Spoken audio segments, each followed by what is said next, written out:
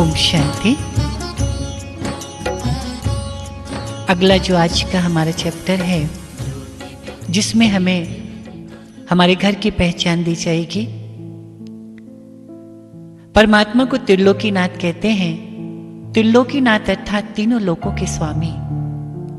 वैसे अगर देखा जाए भक्ति मार्ग में, अगर हम सभी पूछते थे कि तीन लोक कौन कौन से हैं, तो पुनः लोग सभी यही कहते थे, एक भूलोक, एक पाताल लोक और एक आकाश लोक। अब ये तो तीनों ही लोग एक लोक में आ गए, इसको तो तीन लोक नहीं कहेंगे। तो वास्तव में जो तीन लोक हैं वो कौन कौन से हैं? परमात्मा को त्रिलोकीनाथ जब हम सभी कहते हैं तो वो तीनों लोकों के स्वामी हैं, इसलिए उन्हें हम सभी त्रिलोकीनाथ कहते हैं। सबसे ऊपर जो आप देख रहे हैं ये ब्रह्मलोक है, जहां पे वो परमात्मा शिव और हम सभी आत्माएं रहते हैं, जिसे ब्रह्मलोक, ब्रह्मांड, परमधाम, शांतिधाम, मुक्तिधाम आदि आदि नामों से जाना जाता है। उसके नीचे जो आप देख रहे हैं ये सूक्ष्म लोक है, जहां पे तीन देवता निवास करते हैं, श्री ब्रह्मा, श्री विष्णु और श्री महेश। इसे सूक्ष्म लोक फरिश्तों की दुनिया कहते हैं। इनकी जो काया है वो एक प्रकाश की काया है, क्योंकि यहाँ पर प्रकृति के 5 तत्व नहीं होते हैं, इसलिए यहाँ पर हड्डी मांस का कोई शरीर नहीं होता है, इसलिए इसे सूक्ष्म लोक कहते हैं। उसके बाद जो आप देख रहे हैं नीचे, इसको मनुष्य लोक कहते हैं, भूलोक कहते हैं, आकाश अर्थात ये जो साकार दुनिया है, जहाँ पे हम सभी आत्माएं उस ब्रह्म लोक से आकर इस मनुष्य लोक में अपना पार्ट प्ले करने के लिए आते हैं। आप सभी जानते हैं पत्र कितना भी सुंदर लिखा हो, कितना भी सुंदर लिखा हो, लेकिन पत्र पर अगर पता ठीक नहीं तो वो ठिकाने पर नहीं पहुंचेगा।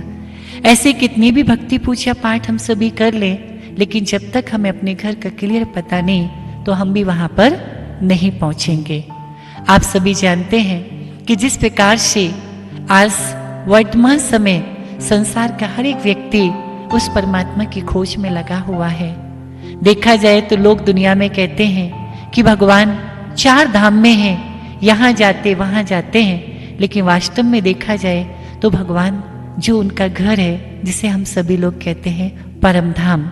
आप सभी जानते हैं धरती एक स्टेज है, आकाश व्हाइट हाउस है, सूरज चांद तारे लाइट हैं, पेड़ पौधे जानवर नदियाँ, ये सब इसकी डेकोरेशन है।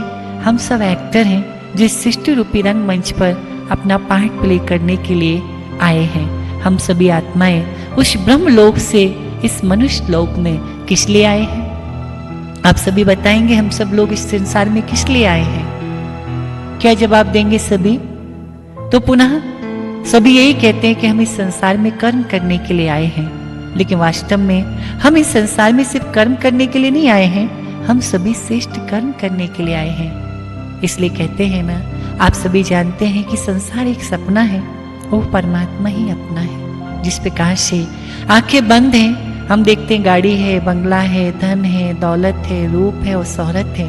आंख खुली तो कुछ नहीं, वही सब कुछ रियलिटी सामने आ जाती है। वही घर है, वही मकान है, वही दुकान है, वही सारा परिवार है। उसी प्रकार से हमारी आंखें खुली हुई हैं, हम सभी देख रहे हैं। क्या देख रहे हैं? परिवार है, धन है, संपत्ति है, सर्विस है, बिजनेस है, खेती है, ये है, वो है। आंख बंद हुई तो कुछ नहीं, बस अंतर इतना है कि वो बंद आंख का सपना है, ये खुली आंख का सपना है। वो जब खुलती है सब टूट जाता है, ये जब बंद होती है सब छूट जाता है। इसलिए कहते संसार एक सपना है, वो परमात्मा ही अपना है। इस सृष्टि रूपी रंग मंच पर हम सभी आत्माएं अपना अपना पार्ट प्ले करने के लिए आए हैं। संसार में जितनी भी मनुष्य आत्मा हैं सब एक्टर हैं और परमात्मा डायरेक्टर है। लेकिन होता क्या है, हम कई बार एक्टर की जगह डायरेक्टर बनने की कोशिश करते हैं, एक दूसरे को डायरेक्शन देते हैं, तुम ऐसा क्यों करते हो, वो वैसा क्यों करता है, इसको ऐसा नहीं करना चाहिए। तो जब एक्टर की जगह हम डायरेक्टर बनते हैं तो ये फिल्म फ्लॉप हो जाती है। इसलिए हम सब एक्टर हैं, परमात्मा डायरेक्टर है। हमें जो पार्ट मिला हुआ है उसे अच्छे ढंग से हमें प्ले करना है। इसलिए हम लोग कहते हैं ना, नाटक नाटक माना कि ना अटक, माना इसमें अटको नहीं कि कौन क्या कर रहा है, इसने ऐसा क्यों किया, उसने वैसा क्यों किया। शिक्षा देके हमें साक्षी हो जाना है। ये बात जब हमारी बुद्धि में रहती है तो हम लोग नाराज नहीं होते एक दूसरे से, और नाराज वो होते हैं जो इस राज को नहीं जानते हैं। तो परमात्मा ने हमें सारा राज पता है कि बच्चे, संसार एक नाटक है जहां पर हम सभी आत्माएं अपना अपना पार्ट प्ले करने के लिए आए। ये बात जब हमारी बुद्धि में रहती है तो इस संसार में रहते हुए हम बहुत अच्छी तरीके से अपने पार्ट को प्ले कर सकते हैं। और साथ ही साथ एक बात और हमें बुद्धि में याद रखनी है, हम सभी अगर आज वर्तमान समय किसी से भी पूछते कि हम कहाँ से आए हैं, तो लोग पुनः यही कहते कि हम ऊपर से आए हैं और ऊपर जाना है। ऊपर से आए हैं और ऊपर जाना है, इसका मतलब क्या होता है? तो जिस प्रकार से अगर हम बाहर कहीं घूमने के लिए जाते हैं, बॉम्बे हम घूमने के लिए गए, वहां पर अगर कोई हमसे पूछता है कि आप कहाँ से आए हैं, तो हम कहेंगे यूपी से आए हैं। तो खाली यूपी कहने से तो वो हम तक नहीं पहुंचेगा ना, हमें उसको अपना क्लियर एड्रेस देना होगा ना कि यूपी में हम किस जगह से आए हैं। तो उसी प्रकार से आज अगर हम किसी से पूछते हैं कि भगवान कहाँ है और हम सब कहाँ से आए, तो लोग पुनः यह कहते हैं कि हम ऊपर से आए हैं और हमें ऊपर जाना है। ये कोई क्लियर एड्रेस तो नहीं हुआ ना, हम वहां तक तो नहीं पहुंच पाएंगे। इसलिए परमात्मा हम बच्चों को यही कहता है कि बच्चे, तुम जिस घर से आए उस घर का नाम है परम धाम। लेकिन हुआ क्या, जिस प्रकार से लोगों ने क्या कह दिया कि ब्रह्म ही ईश्वर है, लेकिन वास्तव में अगर देखा जाए तो ब्रह्म ईश्वर नहीं है, ब्रह्म में ईश्वर है। जिस प्रकार से एक कमरा है, तो कमरे में अगर एसी है तो हम क्या कहेंगे, कमरा एसी है या कमरे में एसी है। जैसे एक गाड़ी जा रही है, तो जब वो गाड़ी रास्ते से जा रही होती है तो हम कहते हैं एयर कंडीशन गाड़ी जा रही है। तो गाड़ी एयर कंडीशन है या गाड़ी में एयर कंडीशन है? कमरा एसी है या कमरे में एसी है? राइट? तो अब आप ये बताइए कि कमरा एसी है, कमरे में एसी है, तो क्या जवाब देंगे? कमरे में एसी है। गाड़ी एयर कंडीशन नहीं है, गाड़ी में एयर कंडीशन है। उसी प्रकार से जो परमात्मा है, प्रेम का सागर है, आनंद का सागर है, सुख का सागर है। तो जो परमात्मा आनंद, प्रेम और जो सुख का सागर है, वो उस परम धाम, उस ब्रह्मांड, उस ब्रह्मलोक में रहता है। तो जब वो उस ब्रह्मलोक में, उस ब्रह्मांड में रहता है, तो उसके उस गुणों और शक्तियों का प्रभाव पूरे ब्रह्मांड में होता है। तो जब उसके गुणों और शक्तियों का प्रभाव पूरे ब्रह्मांड में होता है, तो जिस प्रकार से बड़े बड़े साधु संत महात्मा आदि जब ध्यान में उस ब्रह्मलोक में गए, है ना, या जब उन्होंने समाधि ली और समाधि लेने के बाद उस ब्रह्म में जब वो समा गए, तो जब वहां पर वो लोग पहुंचे ब्रह्मलोक में, तो उन्हें संपूर्ण ब्रह्मांड में आनंद, प्रेम, सुख, शांति की अनुभूति हुई। और जब उन्हें उस चीज की अनुभूति हुई तो वो पूरे में घूमते रहे। तो ब्रह्मांड तो बहुत बड़ा है, तो जब वो पूरे में घूमते रहे तो परमात्मा का तो छोर वो पा नहीं पाए, क्योंकि भगवान ने कहा है कि जब मैं इस सृष्टि पर आता हूँ तो स्वयं आकर मैं अपना परिचय देता हूँ। तो संपूर्ण ब्रह्मांड में घूमने के बाद उनको ईश्वर की प्राप्ति तो नहीं हुई, और वो आनंद, प्रेम और सुख की अनुभूति जब उन्हें होती रही तो उन्होंने क्या कह दिया, ब्रह्म ही ईश्वर है। लेकिन ब्रह्म ईश्वर नहीं है, ब्रह्म में ईश्वर है। जैसे एग्जाम्पल दिया ना, कमरा एसी नहीं, कमरे में एसी है, तो उसका प्रभाव पूरे कमरे में है ना। ऐसे ब्रह्म ईश्वर नहीं है, ब्रह्म में ईश्वर है। राइट? तो इस चीज से स्पष्ट हो जाता है कि परमात्मा उस ब्रह्मांड में रहता है जो संपूर्ण सृष्टि का मालिक है। इसलिए परमात्मा को त्रिलोकीनाथ कहा जाता है। और साथ साथ में आज अगर वर्तमान समय देखें तो इस संसार में 3 प्रकार के लोग होते हैं। एक वो होते हैं जो इस संसार में सोचते कि हे प्रभु, हमें इस दुनिया से उठा लो, यहाँ पे बहुत दुख है, अशांति है, लड़ाई झगड़ा है, मार काट है, हे प्रभु हमें इस दुनिया से उठा लो, और एक बार प्रभु आप हमें अपने पास बुला लो तो दोबारा हमें यहाँ कभी नहीं भेजना। एक इस प्रकार के लोग होते हैं। दूसरे वो होते हैं जिस संसार के साधन सुविधाओं में इतने डूबे हुए हैं, इस संसार के सुख भोगने में, कि उनको अगर जरा सी भी बीमारी होती, तकलीफ होती, तो मौत से वो डरते हैं और परमात्मा से कहते कि प्रभु हमें कभी नहीं उठाना, हमें तो यहीं रहना है। अमर होने का अगर वरदान मिल जाए तो सबसे पहले तो वही मांगे। लेकिन उसके साथ साथ तीसरे वो प्रकार के लोग होते हैं जो सोचते हैं कि हम जाएं और आएं, तो एक वो जो सोचते हैं कि एक बार जाएं तो दोबारा ना आए, एक वो होते जो सोचते हैं कि हम यही रहें, हम वापस न जाएं, और तीसरे वो होते जो हम आए और जाएं। तो अच्छा आप बताइए, उन तीनों में से आप किस डिग्री के हैं? आप अपने को किस क्वालिटी में समझते हैं? बताइए आप सभी हाथ उठाएं कि हम किस क्वालिटी के हैं। यही रहना चाहते हैं, या जाना चाहते, दोबारा नहीं आना चाहते हैं, या आना और जाना चाहते हैं, राइट? तो इसमें आप एक बात समझ लीजिए, अगर हम सोचे कि हम वापस वहीं जाएं, दोबारा नहीं आए, ये नहीं हो सकता। अगर हम सोचे हम यही रहें, वापस ना जाएं, ये भी नहीं हो सकता है। ये संसार का खेल है, हमें आना है और जाना है। जिसके लिए एक छोटा सा एग्जाम्पल देते हैं।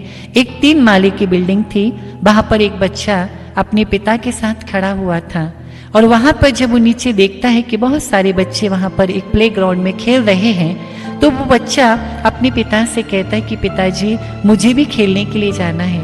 पिता उसका उस बच्चे को कहता है कि बेटा तुम वहां खेलने के लिए मत जाओ, तुम अगर खेलने के लिए जाओगे तो तुम्हारी हार भी होगी, जीत भी होगी, है ना, तुम्हें दुख भी मिलेगा, और बहुत सारे बच्चे जब इकट्ठे होंगे, साथ में खेलोगे, गिर गए तो चोट लगेगी तो दुख होगा।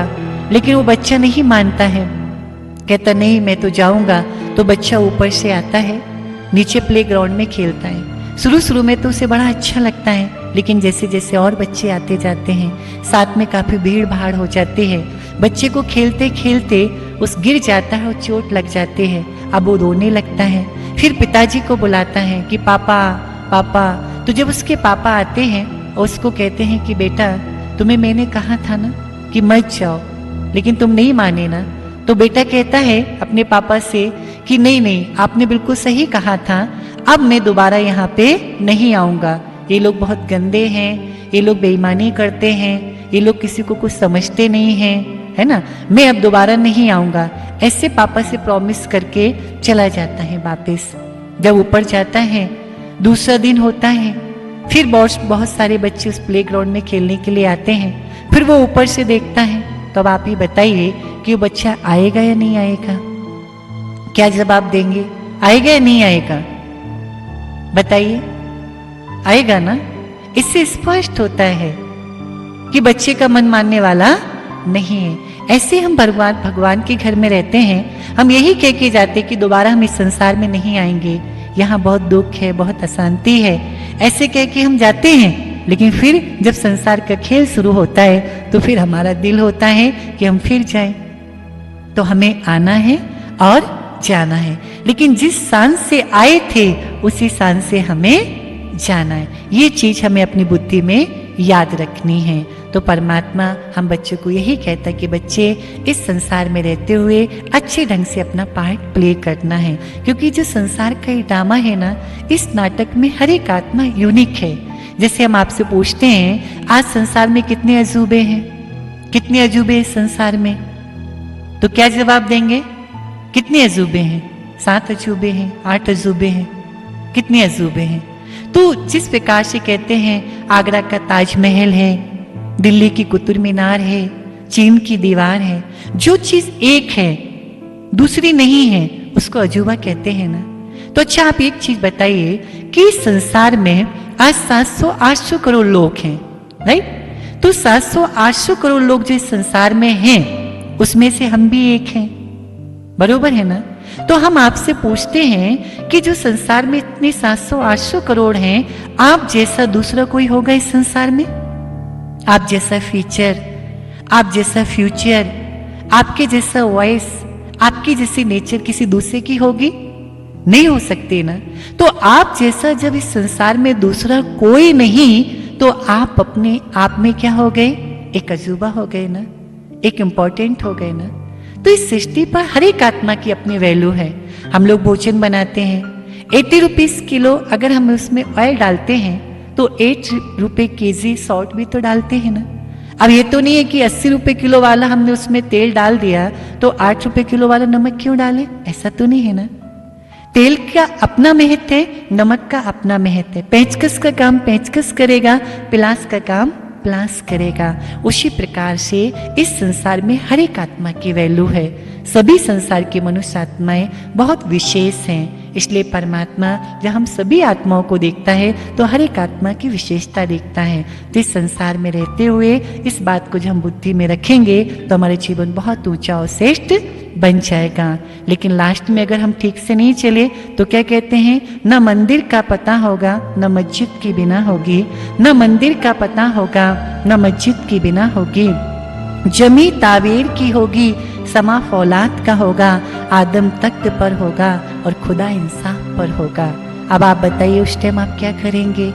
न मंदिर का पता न मस्जिद का पता। आप कहीं भी गए हो, मंदिर गए हो, मस्जिद गए, गुरुद्वारे गए, चर्च गए, आप कहीं पे भी गए हो, जमी तावेर की, यहाँ पे भी उसका साम्राज्य, समा फौलाद का, वहां पे भी उसका राज होगा। ना आप जन्म ले पाएंगे ना उसके घर जा पाएंगे। आदम तख्त पर अर्थात वो ब्रह्मा पिता श्री ब्रह्मा तख्त पर होंगे, खुदा इंसाफ पर। उस टाइम तो आपके कर्मों का हिसाब किताब लिया जाएगा ना। इसलिए प्यारे भाइयों और बहनों, इस संसार में हम सभी आत्माओं को श्रेष्ठ कर्म करना चाहिए, इस रंगमंच की हमें शोभा बढ़ाना चाहिए और साथ ही साथ बुद्धि में ये याद रखना चाहिए कि इस संसार में हम एक मेहमान हैं। इसलिए कहते नहीं, जो अपने को समझेगा मेहमान वो बन जाएगा महान। तो ये संसार हमारा गेस्ट हाउस है और परमधाम हमारा रेस्ट हाउस है। ओम शांति, ओम शांति।